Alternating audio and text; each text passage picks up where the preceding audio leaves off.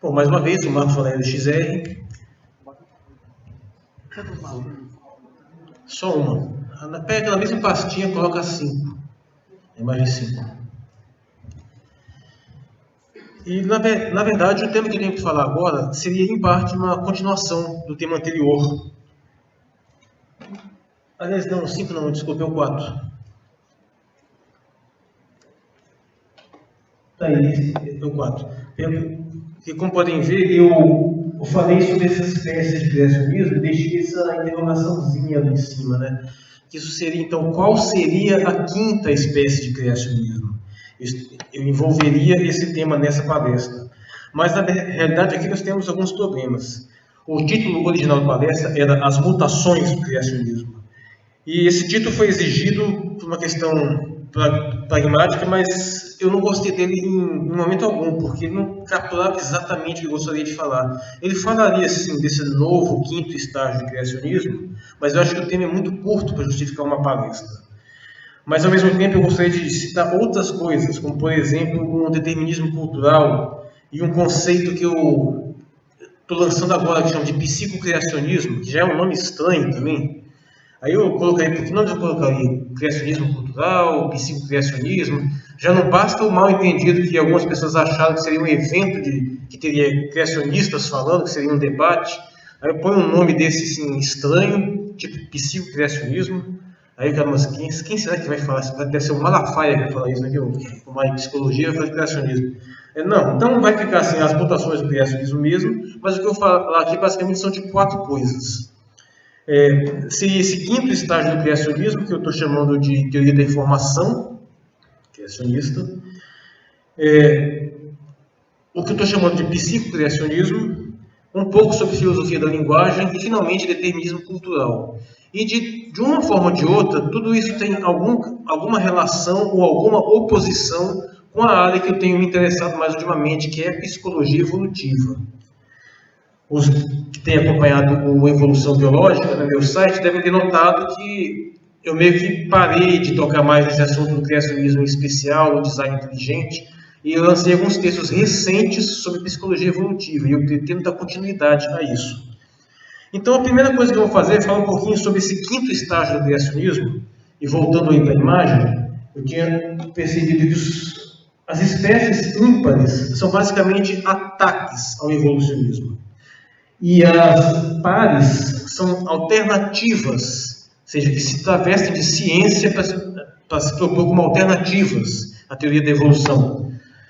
E o que seria a quinta? Será então essa quinta seguiria a tendência das espécies ímpares ou teria uma síntese?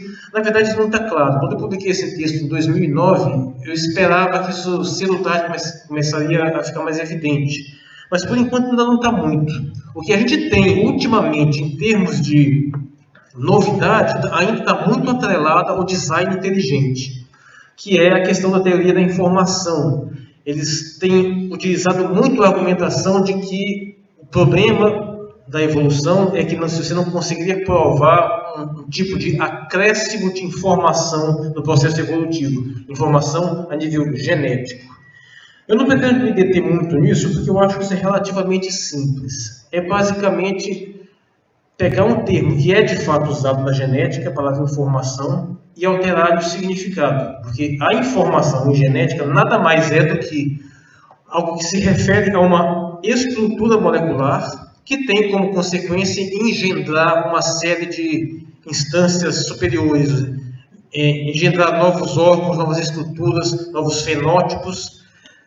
E isso é muito diferente de informação num conceito mais amplo, no conceito de teoria de informação na comunicação, por exemplo. E, como sempre, os criacionistas não dão uma definição muito clara do que vem a ser essa informação, principalmente o pessoal do design inteligente.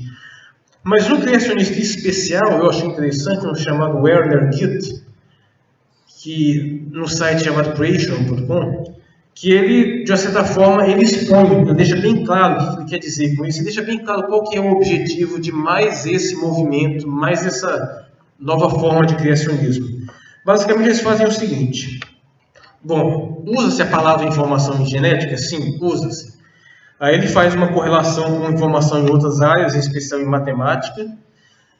E no final vai querer atrelar o conceito de informação ao conceito comunicativo, que pressupõe inteligência, ou seja, pressupõe que você tem um emissor de informação, um meio e um receptor, isso que são ambos inteligentes.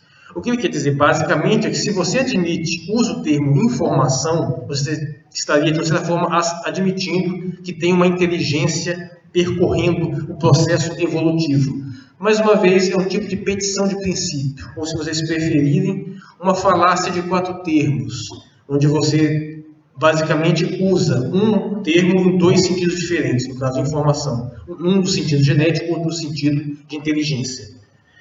E eu acho que dificilmente uma abordagem nesse sentido vai muito longe disso. O Werner Gitt, ele, por exemplo, divide em 5 níveis o conceito de informação. Eu acho que, de fato, os criacionistas, o pessoal do design inteligente, de fato, usam esses 5 níveis. O primeiro é simplesmente qualquer sequência aleatória de genética, que eles chamam de estatística, uma distribuição qualquer de dados genéticos.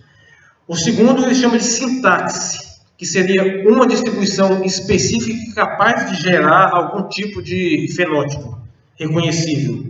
E aí ele começa já a dar um salto para a questão de significados. Você já começa a usar o termo semantics, que já dá uma alterada. Aí, então ele passa por pragmatics e de repente ele está no apodetics. O que ele fez? Ele simplesmente pegou a informação no sentido genético bruto e faz uma transição de um argumento para justificar que aquilo ali tem que ser entendido a nível de inteligência.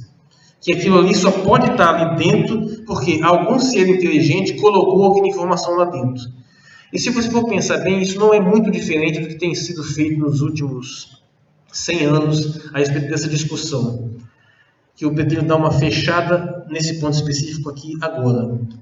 Eu costumo ver todo o criacionismo basicamente como uma espécie de não leitura da ideia de seleção natural.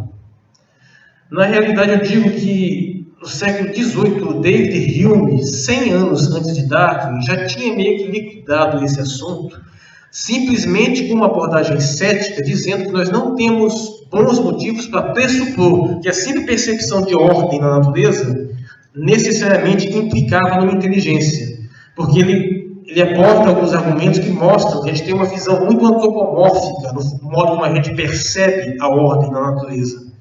E ele fornece explicações alternativas. Olha, ele diz, com relação ao relógio, ele diz isso muito tempo antes do William Paley publicar o seu Diálogos da Religião Natural. O Diálogos da Religião Natural é o do Hume. Muito antes do William Paley publicar o Teologia Natural, onde ele usa o argumento do relógio. E Hume diz antes que, apesar de, se você fizer essa comparação da natureza, da realidade com um relógio, você está partindo do princípio que o relógio é uma coisa necessariamente construída por um relojoeiro. Ninguém vai duvidar disso. Você já tem uma petição de princípio embutida. Só que um relógio, a gente tem conhecimento da finalidade, do processo, dos materiais que o compõem, e a gente pode compará-lo com uma série de outras entidades construídas ou não. Ao passo que o mundo que a gente tem um só. A gente não conhece vários mundos diferenciados para comparar. A gente não conhece várias criações para estabelecer um padrão reconhecível que a gente reconhece como algo construído, como, por exemplo, a gente tem a construção de uma casa ou a construção de qualquer tipo de máquina que a gente sabe é construído. Então, com isso, Hume ele dá, por antecipação, uma série de possibilidades alternativas que podem explicar a mesma coisa, e ele deixa em aberto uma futura explicação mais forte que pode ter uma capacidade ainda mais esclarecedora. E essa explicação viria a surgir na forma da seleção natural, depois do William Paley propor o relógio dele lá. Só que, o que acontece? Nós temos uma tendência a ver design nas coisas, porque a nossa mente é uma entidade intencional. A gente tende a atribuir intencionalidade às coisas. Desde o princípio da história, a gente vê alguma coisa que a gente não compreende e a gente quer dar um sentido àquilo. A gente quer ver algo por trás. Ou seja, a gente vai tentando preencher as lacunas do nosso conhecimento com coisas que a gente conhece. E foi por isso que criou-se tantos deuses à nossa imagem e semelhança. Ou seja, então, o que acontece é que num determinado momento histórico, com o surgimento da evolução darwiniana, surgiu finalmente uma explicação muito boa para explicar a aparência de design na natureza. Aquilo que o Richard Dawkins chama de designoides. São coisas que realmente parecem que têm um design, mas você tem uma explicação alternativa que não seja um ser intencional. Você tem o processo da seleção natural. E o processo é muito bem explicado. E de uma certa forma você pode dizer que todo o criacionismo até hoje nada mais é do que uma resistência infinita a essa explicação. Não só uma resistência, uma não leitura, um não prestar atenção no argumento. Quase todos os argumentos criacionistas que se vê, de uma certa forma, em algum grau pelo menos, meio que tapam os ouvidos à seleção natural, que é um algoritmo extremamente simples e elegante. Se você tem hereditariedade, se você tem variação, se você tem seleção, você consegue explicar um processo evolutivo em várias etapas. Claro que tem uma série de pressupostos que nem sempre foram tão intuitivos, como, por exemplo, a idade muito antiga da Terra, certas regularidades, leis naturais que demoraram para ser elucidadas. Mas quando você junta essas coisas que não são muito complicadas, você percebe um sistema explicativo ali, funcional. E o criacionismo nada mais é do que uma resistência constante a não aceitar esse tipo de explicação. E por quê? Volto para aquele ponto no começo da minha outra palestra, porque tudo que eles querem salvaguardar é a origem divina da espécie humana, da humanidade em si. Eu chego a arriscar a dizer que se alguma revolução científica resolvesse fazer uma concessão, onde realmente não sabemos o que é essa parte humana aqui, essa inteligência, então a gente tem evolução materialista em tudo, mas isso aqui a gente aceita o mistério. Isso provavelmente iria satisfazer a maioria dos criacionistas. E é exatamente esse ponto que eu estou chamando de psicocriacionismo. O que vem a ser o psicocriacionismo? É simples. O que a Igreja Católica fez há não muito tempo na figura do João Paulo II?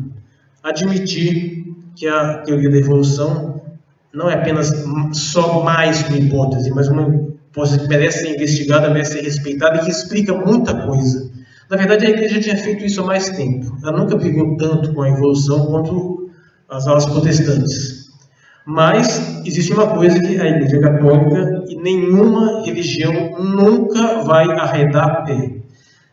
E no caso da Igreja Católica, que ela disse, aceita todo o processo evolutivo em todos os níveis. Não discute nada mais com a ciência. Mas a alma é divina. A origem da alma é divina. E aí, bom, abro um parênteses para explicar como é que eu vou usar o termo mente. Eu tenho usado a palavra mente ao longo dos anos, inclusive nas minhas monografias e dissertações, como um simplificador. Por mim, mente pode ser um produto epifenomenológico totalmente material do cérebro. Ou pode ser uma centelha divina que desce, não interessa. O fato é que nós temos uma mente, existe uma subjetividade, um universo da autoconsciência, um universo mental. Isso ninguém vai negar, isso é um certo consenso. Nem mesmo o mais radical dos neurocientistas eles não vão negar a existência de algo que merece ser chamado de mente. Não confundam mente com cérebro, são coisas diferentes. Confundir mente com cérebro é como confundir a música com o instrumento musical. É uma coisa distinta. Existe até uma modalidade da filosofia da mente chamada funcionalismo, que vê a mente como uma função do cérebro. Mas tem sempre uma distinção clara. Eu não uso os termos alma e espírito, nem mesmo quando eu estou numa discussão teológica, porque eles têm significados que variam de tradição para tradição e às vezes dentro de uma tradição. Tanto tem o sentido de coisa que anima o corpo, vitalidade, sopro divino, quanto tem o sentido psicológico. Então eu substituo tudo por mente. Então quando a igreja ou a religião falar em mente, falar em espírito e em alma, eu estou falando em mente, basicamente. Perdão da cacofonia. Então vamos lá. O que seria o psicocriacionismo? A última lacuna de Deus, a última lacuna da divindade. E uma lacuna muito promissora, talvez uma fortaleza inexpugnável. Porque psicologia, de uma certa forma, poderia ser considerada talvez como a mais importante das ciências. Porque as demais ciências todas estudam objetos, todas estudam coisas inteligíveis, quer seja os elementos da natureza, ou até mesmo que sejam alguns elementos culturais da sociedade, são coisas que podem ser entendidas. Mas a psicologia, ela estuda o inteligente, ela estuda o sujeito do entendimento.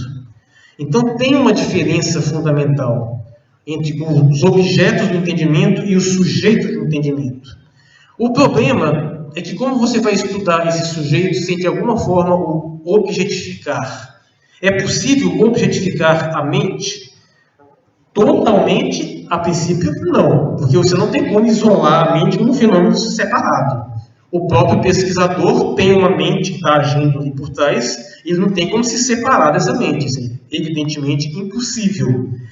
Ou seja, a mente é como se fosse o olho que tudo vê, mas que não pode ver a si própria. Ela não pode se reduzir a um objeto. Existe uma frase curiosa, eu não sei de quem é o autor, mas é relativamente famosa na questão da neurologia, que diz que se o nosso cérebro fosse suficientemente simples a ponto de ser entendido, plenamente entendido, então a nossa mente não teria capacidade de entendê-lo. Existe uma tensão entre a complexidade do objeto cerebral e a capacidade do sujeito mental. Você não consegue esgotar o entendimento de um sem diminuir a potência de outro. Ou seja, para ficar na terminologia da mente, se a mente pudesse ser simplificada a ponto de ser plenamente entendida, ela perderia sua capacidade de entendimento. Ou seja, possivelmente nós estamos diante de uma barreira inexpugnável.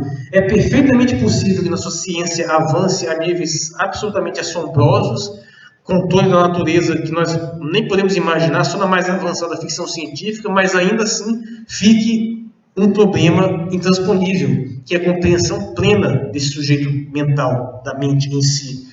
E o que acontece? Se o criacionista se refugiar nessa área, ele vai estar muito bem acompanhado, porque muita gente boa, não só na neurologia, mas na filosofia da mente, vai dizer algo muito parecido. Existem algumas tradições atuais, para distinguir algumas das quais tem o emergentismo, que é a posição que eu acho mais interessante, que tem um viés mais evolucionista, tem o epifenomenalismo, tem o monismo anômalo, são coisas bastante interessantes, mas todos eles têm esse problema. Nós não podemos reduzir a mente ao físico, porque senão nós perdemos um conceito que se chama intencionalidade. É o que os filósofos da mente nomearam para se designar aquilo que nós não conseguimos reduzir, aquilo que está além da nossa capacidade de materialização.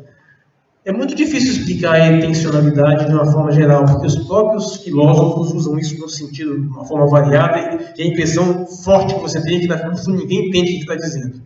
Mas não é muito diferente daquele conceito profundo de vontade, aquela coisa que está atrás de tudo. Aquilo que você tem os seus 5 sentidos, mas você tem um sentido interno que consegue administrar esses sentidos. E além de tudo, você tem um observador mais interno, alguma coisa assim profunda, subjetiva, intocável. Aquilo que nós não podemos ver de forma nenhuma no mundo externo, mas todo mundo sabe que tem. Existe uma tese interessante chamada solipsismo. É um radicalismo do ceticismo, que diz: olha, é perfeitamente possível que eu seja o único ser realmente sensível e todos os outros sejam máquinas, sejam só uma ilusão, só um sonho. De uma certa forma, todos são robôs. Assim. Pois é possível. Você, no fundo, não sabe se o ser humano ali que demonstra todos aqueles comportamentos complexos, quem garante que não é uma ilusão, não é um robô ultra sofisticado que só simula tudo ali, que no fundo não tem nada ali. Isso pode ser uma questão difícil de você superar, mas você não consegue aplicar esse mesmo pensamento a si próprio. Você sabe, além de qualquer dúvida razoável, que você é um sujeito. É o famoso código cartesiano. Né? Não tem como você ter dúvida de que você é um ser inteligente, que você é um ser pensante. E, curiosamente, essa coisa que é a mais real de todas, a mais profunda, a mais impossível de você refutar em termos existenciais, é justamente a diabo que você não consegue detectar em lugar nenhum, além da sua capacidade de detecção. Então, de uma certa forma, eu poderia dizer que Esse psicocriacionismo, que é uma coisa que já começou, apesar de eu estar usando esse nome pela primeira vez, eu sinceramente não tenho visto usos desse nome, talvez seja a primeira vez que alguém use nesse sentido. É muito provável que esse seja o destino final da evolução do criacionismo. Um destino no qual algumas religiões mais sofisticadas já está. Religiões que não vão negar absolutamente nenhuma das suas conquistas científicas, não vão negar absolutamente nada no processo evolutivo, mas vão dizer: o processo evolutivo não dá conta de explicar o surgimento da subjetividade. E realmente isso não é fácil. É um problema extremamente complexo, que está se tentando resolver, não se sabe com que possibilidade de sucesso. Ou seja, até que sirva como um apelo, né? Apesar de eu ter dito que o design inteligente é uma forma de criacionismo disfarçado, a gente tem que admitir que não deixou de haver alguma melhora. Vamos ser sinceros, é mais digno discutir complexidade redutível do que discutir como é que a capivara foi parar na Arca de Noé. Vamos fazer essa concessão. Existe algo de interessante, pelo menos, nas palavras do design inteligente. Pelo menos são coisas que levantam questões mais especializadas, questões que podem ser debatidas de um modo ou de outro. Coisa que não tem. O criacionismo, por simples, não tem essa sofisticação. E eu considero que não há mais nenhuma possibilidade de defesa honesta de um criacionismo no modelo clássico. Ele falou um pouquinho dos retrovírus endógenos. Eu acho que essa evidência é absolutamente matadora. Eu não vou entrar em detalhes aqui, mas foi uma das coisas que, inclusive, me desanimou um pouco de continuar esses debates com criacionistas, porque chegou num limiar que eu não tenho mais como paciência para ver alguém que pega diante de determinadas evidências, principalmente essa, e pelo menos não varia o seu discurso. Por isso que não tem jeito. O criacionismo, de uma certa forma, reconheceu isso ao evoluir para o estágio de design inteligente. Então, o apelo que eu faço: deem os próximos passos, vão direto no psicocriacionismo, que pelo menos para de perturbar o estudo científico da evolução e vai cair direto na filosofia, e dali você pode ficar tranquilo que dali não vão te tirar fácil. Se você quiser se refugiar lá, vai ser um refúgio muito bem acompanhado. E para explicar melhor isso, para explicar porque tem muita gente boa nessa área, tem que fazer uma breve passagem pelo conceito de filosofia da linguagem, também conhecido como filosofia analítica. A filosofia, ao longo de seus 2.500 anos, sempre teve ênfases. E a ênfase da filosofia antiga foi principalmente no ser, nos objetos do entendimento, passando pela filosofia medieval, até que chega na Idade Moderna e tem uma ênfase maior no sujeito do entendimento. E, atualmente, tem uma ênfase muito grande, não exatamente no sujeito, mas no modo como esse sujeito consegue se conectar com o mundo, que alguns chamariam de fenômeno. E esse fenômeno é relativamente linguístico. Ou seja, alguns filósofos recentes passaram a dar uma importância extrema à questão da linguagem e reduzir, inclusive, a inteligência à linguagem. De uma certa forma, não existiria nada fora da linguagem para esses pensadores. Isso é uma forma de existencialismo, né? O existencialismo é uma inversão do estudo filosófico, que antes se focava nas essências ideais que de repente se manifestavam no mundo. Eles vão dizer: não existem as essências. Existe a existência, e essa existência produz essas essências. De uma certa forma, basicamente é isso que o pessoal mais radical da área de filosofia da linguagem vai dizer. Você não consegue conceber a inteligência sem o uso linguístico. Eu posso, por exemplo, não saber se você está pensando, não saber nem se tem uma mente, mas se você fala comigo de uma forma competente, é muito difícil, eu não tenho como negar essa questão da inteligência. Inclusive, existe um conceito interessante chamado teste de Turing, desenvolvido pelo matemático Alan Turing, que ele diz basicamente que se uma máquina, um computador qualquer, passar no teste de Turing, que é basicamente um teste de capacidade linguística capaz de ser indistinguível de um ser humano, nós deveríamos conferir o conceito de ser inteligente. Porque se a gente pudesse conferir a computadores esse conceito de inteligência, nós estaríamos enrolados. A gente teria que conferir direitos humanos a computadores, a máquinas. Eu não sei se ainda vamos chegar a esse ponto, mas nós podemos ter um problema muito sério em termos éticos se isso acontecer. Mas se a linguagem é uma coisa que praticamente define a inteligência como nós a entendemos, se você aceita que, por exemplo, os famosos meninos lobos, né, que foram criados separados de pessoas, foram criados por animais, que não desenvolveram linguagem, se você aceita que eles estão de uma certa forma abaixo da humanidade, então você tem que admitir que a inteligência é um fenômeno linguístico, mas aí como é que surge essa inteligência? Isso se conecta exatamente ao que eu vou falar na questão do determinismo cultural, porque a linguagem é um fenômeno cultural.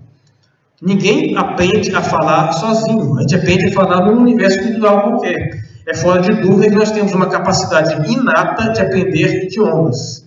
Mas isso aí tem que ser colocado no meio cultural, porque senão você não desenvolve o idioma sozinho. Você precisa aprender esse idioma. Ou seja, então nós temos um pequeno paradoxo aí, porque se muitos antropólogos definem que é impossível ver um ser humano sem cultura, você remove esse pano de fundo cultural, esse pano de fundo linguístico, ele não tem os atributos cognitivos necessários para ser considerado humano. Mas então como é que surge essa cultura? E aí eu iria dizer que, de uma certa forma, nós estamos diante de um argumento muito parecido com o criacionismo.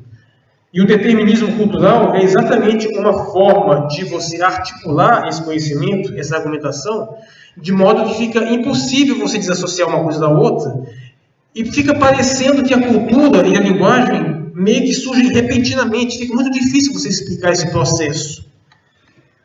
E então, de uma certa forma, eles diriam que a mente humana não é um produto natural, é um produto cultural. Existe um determinado momento onde há um salto evolutivo, como se os primeiros rudimentos de linguagem surgissem subitamente, passassem por uma aceleração evolutiva espetacular, resultando na capacidade linguística e na capacidade de inteligência humana. Isso gera uma espécie de tensão muito parecida entre o determinismo cultural e a psicologia evolutiva, que é meu principal objeto de estudo atual. Ora, a psicologia evolutiva, que alguns dizem que deveria se chamar psicologia evolucionista, psicologia evolucionária, eu prefiro chamar de evolutiva, a gente chama biologia evolutiva também, é mais simples, e é uma área relativamente recente em termos de consolidação, não tem nem meio século, e que eu acho que tem um potencial formidável, uma capacidade de explicação incrível. Ela é uma espécie de fusão da psicologia cognitiva, que é justamente a parte mais científica da psicologia, deixando de lado a psicanálise, psicologia analítica, que essas partes são mais filosóficas, e também não caindo no reducionismo tão forte do comportamentalismo. A psicologia cognitiva é basicamente uma área da psicologia que pode ser comparada, mais ou menos, costuma ser comparada com a computação. Trata o cérebro como uma espécie de computador, trata a mente como se fosse um sistema de computação, e que trata as nossas capacidades cognitivas, as nossas respostas, mesmo nossos instintos, como se fossem programas que rodam no cérebro. Ela trabalha mais ou menos dessa forma. É uma área extremamente interessante, extremamente fértil, que tem tido um desenvolvimento muito acelerado recentemente. E onde é que entra, então, a psicologia evolutiva? Explicar não só a origem do cérebro, mas a origem desses programas. E esses programas, evidentemente, não poderiam ter tido uma origem que não processo evolutivo. Ou seja, esses programas cerebrais seriam objetos de seleção natural. Eu falei mais cedo a respeito, por exemplo, da capacidade de você aprender uma fala. Nós passamos por 500 mil de anos, pelo menos, evoluindo num ambiente onde a capacidade de fala foi absolutamente primordial para a mobilização das tribos, para a sobrevivência humana. Então, essa característica foi selecionada. Os seres humanos que não aprendiam a falar não se reproduziam. Eu volto àquela provocação, né? Quem não sabe passar um bom papo vai morrer virgem. E o que aconteceu, então, que essa característica foi selecionada. Então, e hoje, a maioria esmagadora, praticamente a totalidade das pessoas aprende a falar com enorme facilidade. Qualquer criança aprende a falar. O que é muito diferente, por exemplo, você aprender a ler e escrever. Tem uma dificuldade muito maior. Por quê? Porque não teve tempo suficiente para que essa característica fosse selecionada.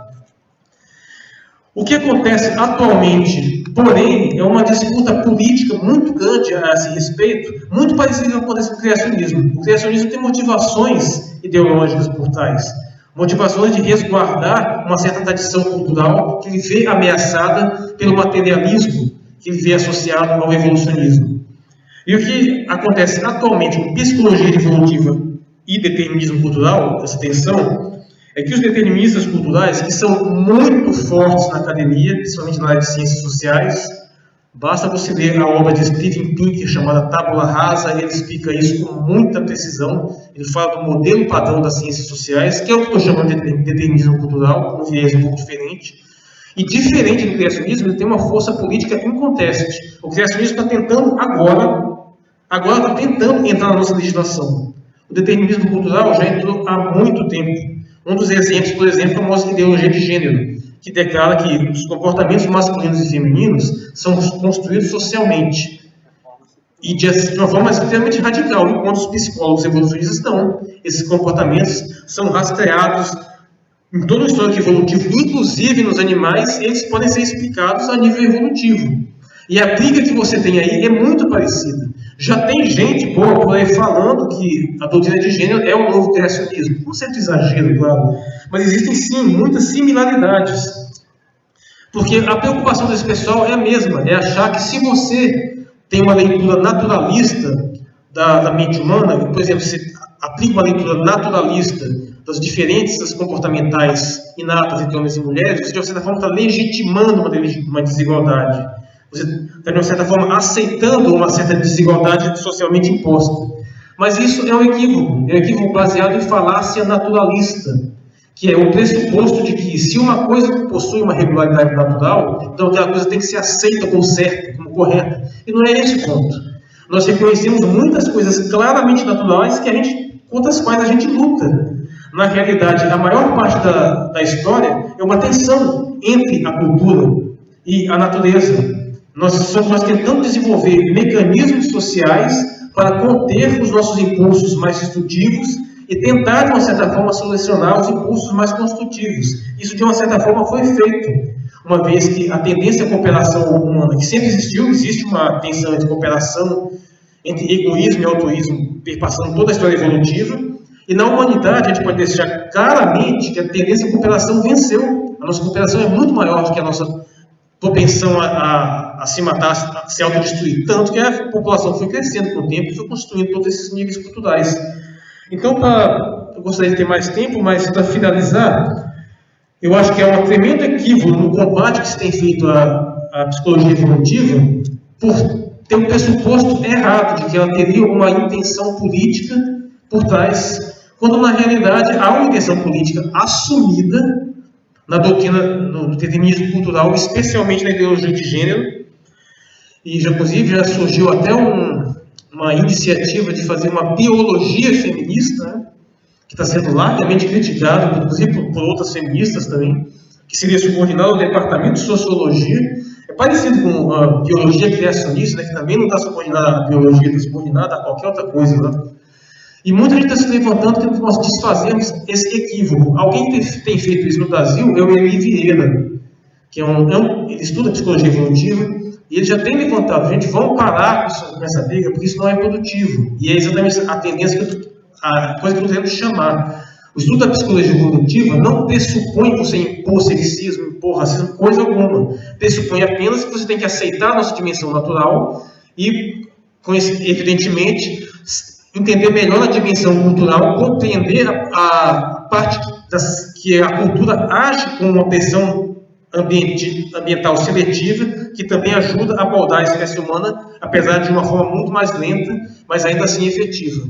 Eu termino então dizendo que, ao mesmo tempo como algumas pessoas vão desenvolvendo uma nova forma de criacionismo, ou estão apegados ao que seja uma teoria da informação, uma filosofia da linguagem, tudo isso pode ser reduzido a um apelo para um estudo mais aprofundado da mente humana. Eu acho que a grande resposta está na psicologia evolutiva, e temo que a psicologia evolutiva já esteja sob ataque de uma certa doutrinas que são muito parecidas com o criacionismo, e meu apelo final é que a gente trave essa batalha com mais justiça, com mais compreensão, com mais esclarecimento, e não vamos repetir nessa área os mesmos erros que se cometem na área do criacionismo.